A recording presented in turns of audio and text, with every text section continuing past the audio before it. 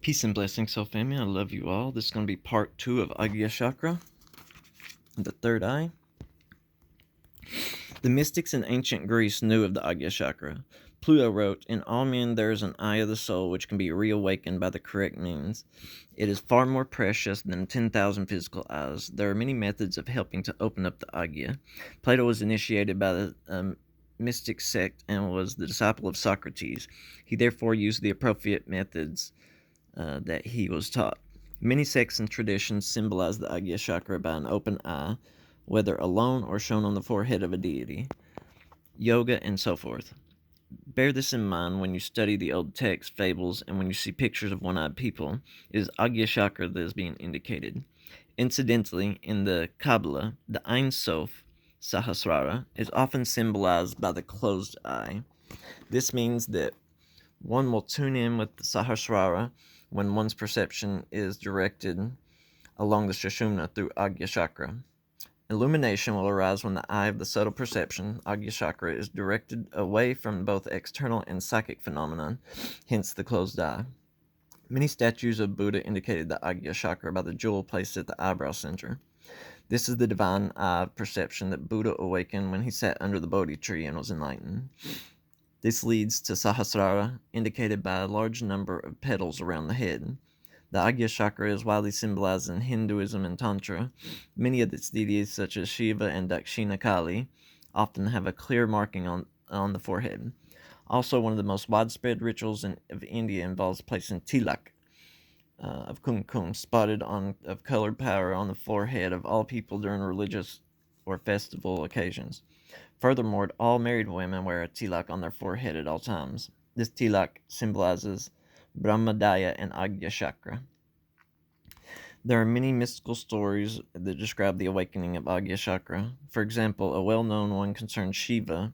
The Devas, celestial or divine beings, were being molested by asuras, demons. The Devas represented the positive, harmonious aspects of the mind. The asuras represented the negative forces. The Devas help one along the path to wisdom, whereas the asuras retard one's progress. Therefore, the confrontation between the Devas and the asuras means a person's spiritual progress is being hampered. When the asuras gain the upper hand, then there is a retardation. When the Devas become dominant, then one makes spiritual progress. Let us return to the story. The Devas discovered that the Asuras could only be destroyed by a child born of Shiva, but Shiva lived in the Himalayas and sat continuously in meditation. How could he possibly produce a child? A plot was hatched. The Devas sent Kamadev and Kandarpa, the equivalent of Cupid in European mythology, to disturb Shiva's meditative bliss, and incite passion, so that Shiva would produce a child and that his wife Parvati. Kamadev shot his arrow of passion at Shiva, but Shiva was unmoved. He merely sat on his tiger skin with his eyes closed firmly. However, he opened his third eye, keeping his fleshly eyes closed. He saw Kamadev and perceived his motives. He immediately emitted a thunderbolt of psychic power, which instantly killed Kamadev. This story continues and involves various other plots and ploys.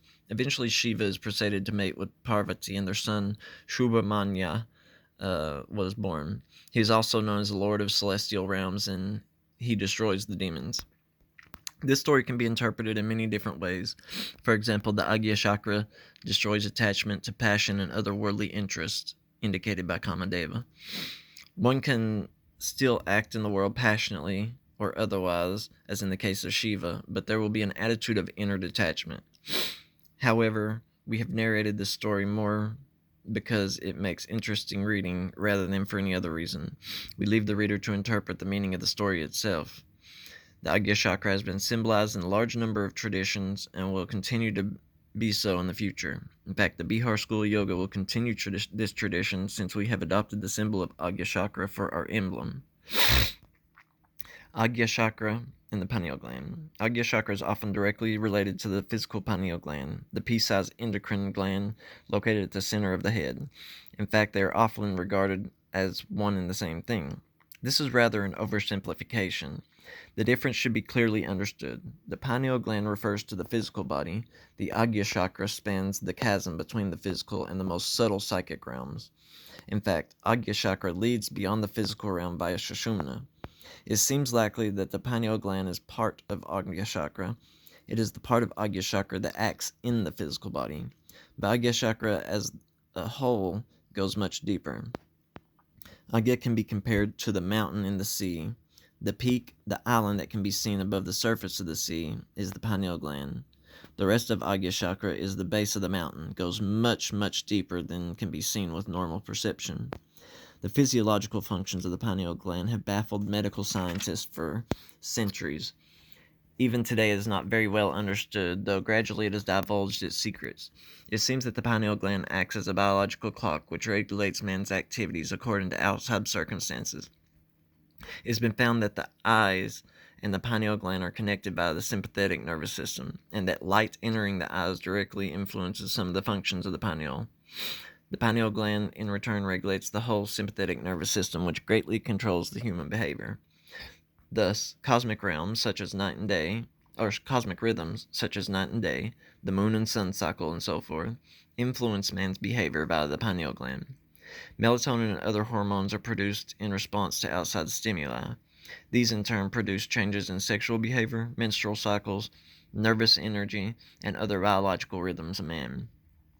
Thus, it seems that the pineal gland acts like a radio antenna, which picks up outside signals and regulates man's behavior accordingly. It is interesting to note that the pineal gland is not directly connected to the brain, at least as far as we can tell by current scientific research. It therefore seems that man's behavior is influenced by two systems, the pineal gland and the mind acting through the brain.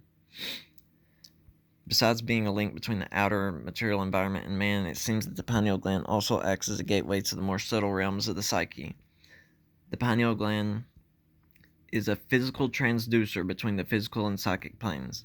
Thus, psychic changes can be induced corresponding physical changes via the pineal gland. Conversely, physical, chemical, and any other stimulation of the pineal gland can bring about the repercussions in the psyche. This is indicated by the practices of Tritaka, blinkless gazing, where the Agya Chakra can be awakening by the eyes and pineal gland. The practice of Sirsasana can also induce psychic changes, though to a lesser degree, by increasing the blood supply to the pineal gland.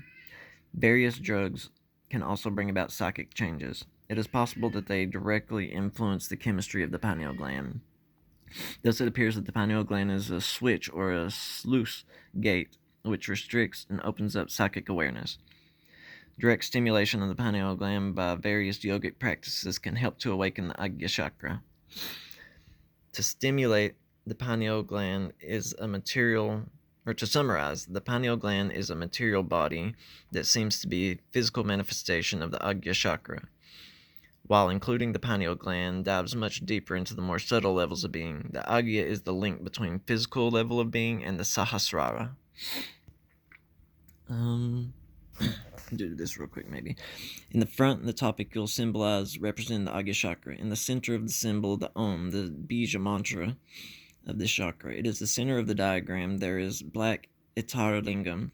The word Itara means another, and the other different from. And this is the perfect description, for it indicates that this lingam is the entrance of Pada, lingam of the Sahasrara. The Itara lingam of the Agya Chakra is different from, but leads directly to the ultimate lingam. The Agya has two lotus petals, one inscribed with the sun and the other one with the moon. These two petals and the sun and the moon represent the Pingala and Ida nadis respectively, two mantras that are also inscribed on each petal, Ham and Ksham. These are the two mantras for Shiva and Shakti that merge at the Agya Chakra. Agya has the same implications as the cross, effacement of ego and the union of opposites. It was at the center of the cross that Christ was crucified, transcending his ego at the level of Agya Chakra. Alright, this is part 2. I'll come back with part 3. Peace and blessings. I love you guys.